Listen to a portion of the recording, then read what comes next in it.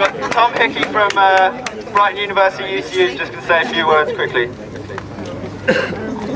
I don't do quickly.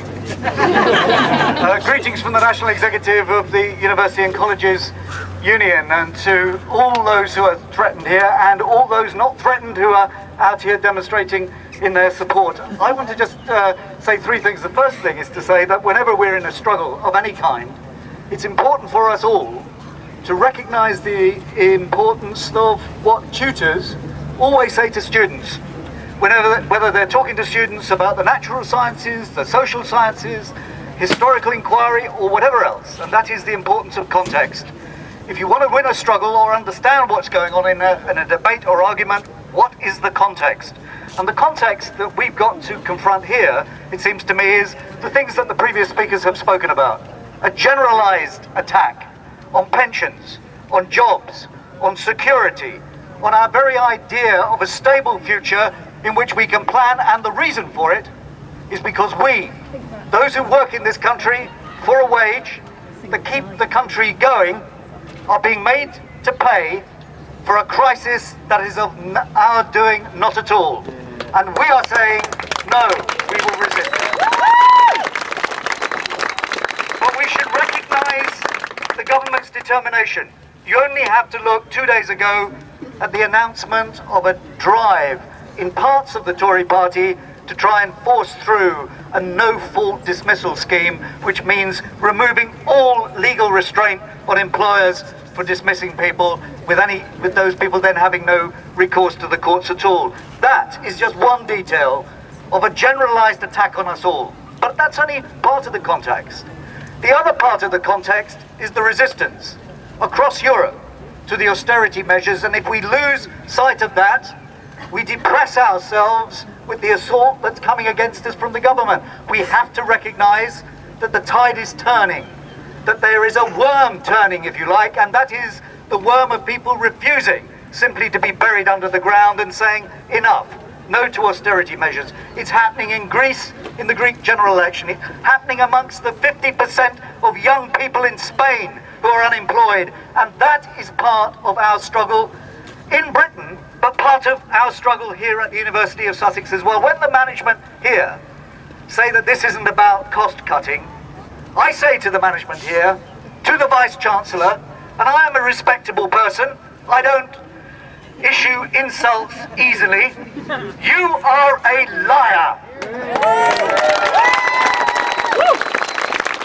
If this was not about cost cutting, why have you not sat down with the representatives of Unite, Unison and the UCU to talk about exactly what you want to do? You're not sitting down with them because you know that when you talk about privatization, what that means is job insecurity. It means 1 year on the same conditions, and then the law says that your new employer can start tearing up the conditions that you've had for years.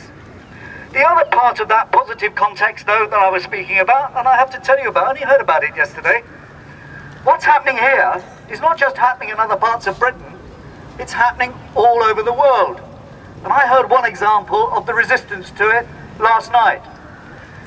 In The Hague, and now spreading across Holland, the cleaners in the university said enough is enough in the way that they were being treated by the private company that employed them.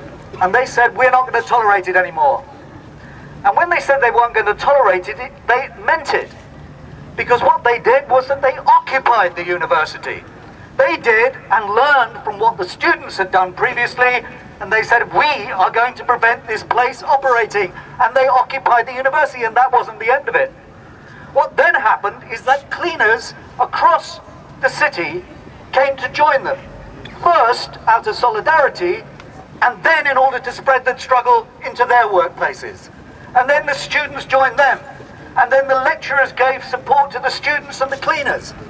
And I think that's what we've got to start doing here, in this country, and I would suggest here in Sussex. I've heard previous speakers say about the importance of the law and the employer's obligation to negotiate with the trade unions, and that's right, and we must make take every opportunity to use the law to force the employers back into negotiations. But I think we also have to be clear that what they want to do is to force this through over the summer so that it's a fait accompli when people come back next year, or the contracts or the initial contracts have been signed. We've got to force these people back into negotiation. And I think as a member of the NEC, that's the story that I and your delegates from the UCU that are going to our Congress have to communicate to our Congress. That we have to fight. And we can fight. This university says it's not going to talk about it to you. Oh, really? Does it or does it not have 4 sessions of graduation ceremonies coming up?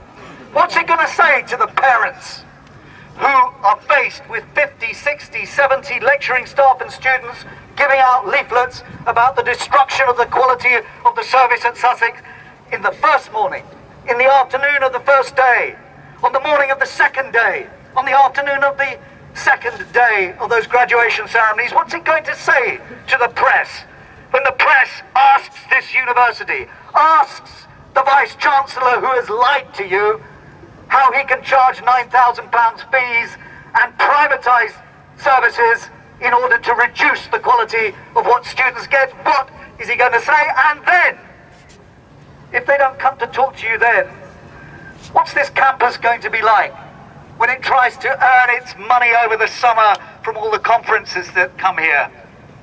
Which trade unionist coming to one of those conferences is going to come to the conference when they're told what's happening here, and they've been asked by your different trade unions here to boycott it, when they'd have to cross picket lines in order to go and have academic and scholarly discussions? I don't think there were many that will do that. And I think we've got to take the gloves off now, because that's precisely what the employers are doing. We've got to think of every way. The legal, the extra legal, and if necessary, the illegal.